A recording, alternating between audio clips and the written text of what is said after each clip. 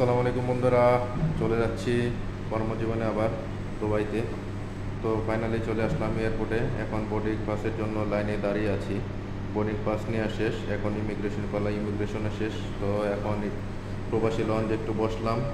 তো এখন আবার চলে আসলাম প্রবাসী লঞ্চ ছেড়ে বিমানের এরিয়া। তো এখন এই ফ্লাইটে এখন আমরা উড্ডয়ন করব। আল্লাহর রহমতে ঢুকে গেলাম বিমানের ভেতরে। এটা হচ্ছে ইউএস বাংলা এয়ারলাইন্স। মোটামুটি ভালোই, সার্ভিস ভালোই, খারাপ না। তো সব কিছু চেকিং করতেছে, কেবিন পুরা, লাগেজ টাগেজ সব ঠিক করতেছে। কিছুক্ষণের ভিতরেই বিমান ছেড়ে দিবে। বরাবর টাইমে বিমান ছাড়ছে, লেট করেনি এক মিনিটও।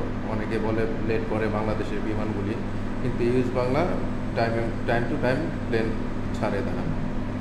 তো ছেড়ে দিবে বিমান এখন। তো বাংলাদেশ ছেড়ে এখন আমরা চলে আসলাম দুবাইতে এখন ল্যান্ড করার পালা।